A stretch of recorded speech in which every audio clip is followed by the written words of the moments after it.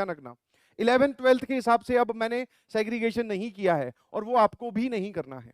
Phase 1 जो आपको मेरे पीछे स्लाइड पे दिखाई दे रहे हैं, ये वो चैप्टर्स हैं जो बहुत इंपॉर्टेंट है, सबसे ज्यादा वेटेज रखते हैं और आसान भी हैं। और ऐसे समझो कि ये जो फेज 1 वाले चैप्टर्स हैं, ये करीबन करीबन आपके पेपर का 50 to 60% हिस्सा कवर करते हैं। समझ गए? फटाफट एक बार देख लो क्लास 12th का 3D and vectors, application of derivatives, now matrices and determinant, ये क्लास 12th के हैं। कोनिक सेक्शन क्लास 11th का है और डेफिनेट इंटीग्रेशन एंड एरिया ये फिर से क्लास 12th है।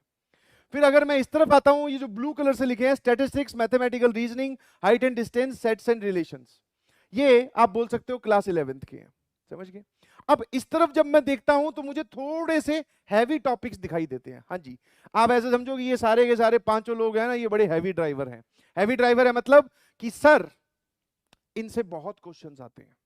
यस, अब मैं वो वाली शीट नहीं लेके आऊं, बिकॉज उस शीट से भी आप यहीं पहुंचोगे ना। एक शीट होती है जो सबके पास है, दैट इज कि भैया अब तक सबसे ज्यादा क्वेश्चन कौन से चैप्टर से आए हैं, दैट इज वेक्टर 3D। फिर सेकंड नंबर पे अगर मैं बात करूं तो आप बोल सकते हो एप्लीकेशन ऑफ डेरिवेटिव, ठीक है, हाँ, यहाँ पे एनालिसिस। थर्ड नंबर पे बात करूं तो मैट्रिसेस एंड डिटर्मिनेंट या कोनिक सेक्शन आ जाता है। फोर्थ नंबर पे अगर मैं बात करता हूं तो डिफरेंशियल इक्वेशन आ जाती है, डेफिनेट इंटीग्रेशन आ जाता है और एरिया आ जाता है, इनको मिलाकर। क्या मेरी बात समझ गए? है ना? तो अब आपको क्या करना है, ये हमारे फेज 1 के चैप्टर्स हैं जो कि 50 to 60% हिस्सा कवर करेंगे आपका पेपर का। जेई मेंस की मैं बात कर रहा हूं, है ना? कमेंट चलते रहने चाहिए, है ना? और इसमें इस स्लाइड पे आप समझो कि भैया सबसे भारी भरकम चैप्टर रख दिए। अब आपको रिवाइज कैसे करना है या प्रिपरेशन कैसे करनी है, ठीक है? प्रिपरेशन आपको कैसे करनी है, सुनते जाना। आप क्या करो, एक चैप्टर यहां से उठाओ, एक चैप्टर इस तरफ से और एक चैप्टर इस तरफ से, ऑल्टरनेट वे में आपको चलना है। ये वाले चैप्टर थोड़ी भारी हैं, ये वाले चैप्टर थोड़े हल्के हैं, तो एक भारी एक हल्का, एक भारी एक हल्का, ऐसे करके आपको ये 5 और 4 9 चैप्टर्स निपटाने हैं। टोटल 10 है वैसे, क्योंकि डेफिनेट इंटीग्रेशन और एरिया मैंने एक साथ लिख दिया, ठीक है? तो आपको क्या करना है, इन दोनों से एक एक चैप्टर यहां पर लाकर पहले इनसे एक चैप्टर उठाओ, फिर इससे एक चैप्टर उठाओ, दोनों खत्म हो जाएं, फिर यहां से एक और, फिर यहां से दूसरा, फिर यहां से तीसरा, फिर चौथा, फिर पांचवा, फिर छठा और फिर सातवां, ऐसे करके। क्या मेरी बात समझ गए? मिक्स करके, ताकि हमारे पे ये बर्डन कभी नहीं आए कि हमने डिफिकल्ट डिफिकल्ट एक साथ पढ़ने पड़ेंगे, पहले आसान वाले पढ़ लिए। मिक्स करके चलने दो, है ना? और ऐसा जब आप करोगे तो आपको अच्छा महसूस होगा, बिकॉज ये वाले जो चैप्टर्स हैं, जब मैं जेई मेंस के पिछले रिकॉर्ड्स को देखता हूं तो ये वो चैप्टर्स हैं जिनसे वो सवाल छोड़ते नहीं है जी। ये सारे के सारे चैप्टर्स जो हैं वो वन सिटिंग वाले चैप्टर्स हैं। इस तरफ जो मैंने लिखा है, these are one sitting chapters. One sitting मतलब जब आप इनको रेगुलर क्लासेस में पढ़ाते हो तो इन रेगुलर क्लासेस में हम इन चैप्टर्स को एक या दो लेक्चर से फालतू किसी भी को नहीं पढ़ाते। जैसे स्टैट्स की बात करूं तो 2 lecture, mathematical reasoning 1 lecture, height and distance आधा लेक्चर, सेट्स एंड रिलेशंस दोनों मिलाकर सर 1 लेक्चर। क्या मेरी बात समझ गए? है ना? ठीक है, हाँ, लाइन वाइज चलूंगा बेटा, ये बीच में ये मत बोलो कि सर वो छोड़ दूं कि ये पकड़ लूं। समझ गए? तो फेज 1 वाला आपका कोई भी चैप्टर छूटना नहीं चाहिए, ठीक है? अभी मैं उस बात पे भी आऊंगा कि आपको किस किस चैप्टर में से कौन कौन से टॉपिक 100% पढ़ ही लेने हैं, ये तो छूटना ही नहीं चाहिए, है ना? समझे कि नहीं समझे? हाँ, ये कौन है भैया? सर इंटीग्रेशन का क्या हुआ? तो डीआई का मतलब है बेटा डेफिनेट इंटीग्रेशन, ठीक है? इंटीग्रेशन, क्या यहां तक क्लियर है? एक बार भेजना जरा। वन मैथमेटिक्स कवर करने में आप 20 दिन का टारगेट लो, जिसमें से आप बोल सकते हो इनका तो भैया एक एक दिन ही है। वेक्टर 3D में आप 2 दिन मान लो या 3 दिन मान लो, एप्लीकेशन ऑफ डेरिवेटिव में 3 दिन मान लो, ठीक है? मैट्रिसेस डिटर्मिनेंट में 2 दिन मान लो, 3 3 6 2 8, इसमें आप 4 दिन मान लीजिए, 12 12 और 2 दिन इसमें मान लो 14, और 14 और 4 सर 18, बाकी दो आप अपने हिसाब से एडजस्ट कर लेना। तो फेज 1 के चैप्टर्स कंप्लीट करने के लिए लिख लीजिएगा आपको कम से कम कितने दिन चाहिए। हाँ, इनका आप टारगेट रखिए 20 डेज में आपको आज के बाद इनको निपटाना है, ठीक है? इनको रिवाइज करके और इनको निपटाना है, ठीक है जी? हाँ, है ना? हाँ, समझाऊंगा कि आपको हर एक चैप्टर की स्टडी भी कैसे करनी है, वो समझाऊंगा। अब अगले पे आओ, दिस इज फेज 2, ठीक है। इस तरफ ग्रीन कलर से और इस तरफ ब्लू कलर से लिखा है, ठीक है। ग्रीन कलर वाले जो है वो एलसीडी मतलब limit continuity differentiability.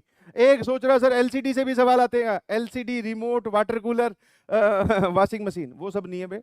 Limit continuity differentiability लिखे हुए हैं, इससे भी बहुत क्वेश्चंस पूछे जाते हैं। वेरी इंपॉर्टेंट चैप्टर, बहुत आसान है, ठीक है, हाँ है ना, रिलेटेड है। ऑब्वियसली आपको फंक्शंस आना चाहिए, फिर आपको लिमिट आनी चाहिए, फिर आप कॉन्टिन्यूटी के क्वेश्चन कर पाओगे, कॉन्टिन्यूटी आनी चाहिए, फिर आप डिफरेंशियबिलिटी के क्वेश्चन कर पाओगे, ठीक है। तो ये है हमारे पास फेज 2 के 5 और 5 10 चैप्टर्स। यहां पर जो कोनिक सेक्शन मैंने यहां पर लिखा है, इसमें मैं सिर्फ इन 3 चैप्टर्स को इंक्लूड कर रहा हूं, parabola, ellipse and hyperbola. Total conic section में 5 चैप्टर्स होते हैं टोटल, आप इन जनरल बोलो तो। सर्कल और स्ट्रेट लाइन वो हटा दिए गए हैं, ठीक है। पैराबोला, एलिप्स और हाइपरबोला सेम कैटेगरी के हैं, तो आप क्या करोगे ये इन 3 चैप्टर्स का यहां पर नाम लिखा गया है। सर्कल्स और स्ट्रेट लाइंस को मैं अगले यहां पर ले आया हूं, समझ गए। क्वाड्रेटिक इक्वेशन है, फंक्शंस है और कॉम्प्लेक्स नंबर है। समझ में आया कि नहीं समझ में आया? और इस तरफ है LCD, sequence and series, binomial theorem, differential equation, probability. हमेशा ध्यान रखिएगा ये जो इस तरफ लिखा हुआ है इन सबका ज्यादा वेटेज है, दिस इज मोर वेटेज। ज्यादा सवाल आते हैं यहां से लेफ्ट साइड से। अबे भाई ज्यादा क्वेश्चंस आते हैं, क्वेश्चंस आते हैं, ठीक है, ज्यादा क्वेश्चंस आते हैं इस तरफ से, ध्यान रखना। और इस तरफ से इसमें से कुछ कुछ चैप्टर्स कई बार छूट जाते हैं, जैसे कॉम्प्लेक्स नंबर जरूरी नहीं सवाल आए, आ भी सकता है। जरूरी नहीं क्वाड्रेटिक इक्वेशन का सवाल आपको वहां दिखे, आ भी सकता है। स्ट्रेट लाइन जरूरी नहीं कि वहां पर दिखे सवाल, आ भी सकता है। बट हाँ इनके क्वेश्चंस आपको 100% दिखेंगे, ऑल आर इंपॉर्टेंट। तो मतलब जब आप फेज 2 में एंटर करोगे, जब आप फेज 2 में एंटर करोगे तो पहले इनको फिर इनको निपटाएंगे। और अगर आपको फिर से वो वाली स्ट्रेटेजी पसंद आती है जो आप फेज 1 में लगाते हो, तो आप ऑल्टरनेट भी जा सकते हैं। क्या मेरी बात समझ गए कि नहीं समझे? हाँ है ना? क्या मेरी बात समझ गए? ठीक है।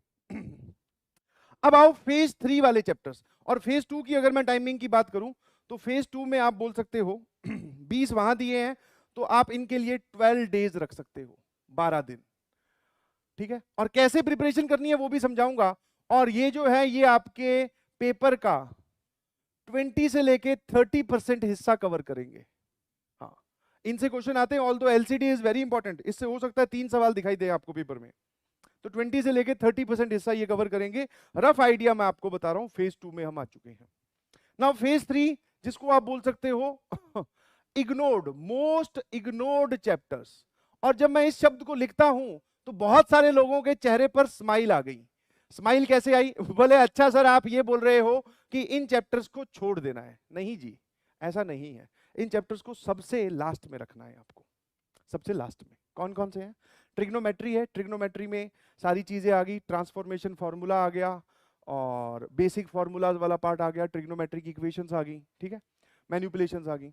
उसके बाद में इनडेफिनेट इंटीग्रेशन आपके पास, फिर इनवर्स ट्रिग्नोमेट्रिक फंक्शंस आईटीएफ, फिर डिफरेंशिएशन, मेथड ऑफ डिफरेंशिएशन, ठीक है। और ये बहुत आसान है, मेरे ख्याल से ये सबको आता है, फिजिक्स में हम लोग यूज करते रहते हैं, वैसे ही सवाल मैथ्स में आते हैं, ज्यादा कुछ नहीं। और last is SOT, solutions of triangle, है ना? क्या मेरी बात समझ गए? तो ये सबसे इग्नोर्ड है और ये सबसे कम पूछे जाते हैं और इनको इन लास्ट में रखा है। और जब मैं ये बोलता हूं कि सबसे लास्ट में रखा है, इसका मतलब ये नहीं है कि बेटा इनको छोड़ के जाना है। इससे भी आपको कम से कम 2 से लेके 3 सवाल इस पूरी कैटेगरी से, आपको 2 से या 3 सवाल या 4 सवाल आपको पेपर में दिखेंगे, समझ गए। बट ये जनरली बच्चों को डिफिकल्ट लगते हैं, तो ये इग्नोर्ड में आते हैं। अब हो सकता है कोई मेरी बात सुन रहा हो जिसको आईटीएफ बहुत अच्छे से आता हो, तो very good, this is a plus point for you. आपको फेज 3 का चैप्टर अच्छा लगता है, बट फेज 1 और फेज 2 के चैप्टर्स नहीं छोड़ने हैं। क्या मेरी बात समझ गए? हाँ ना? ठीक है। नाउ क्या सभी लोगों को फेज 1, फेज 2, फेज 3 क्लियर है?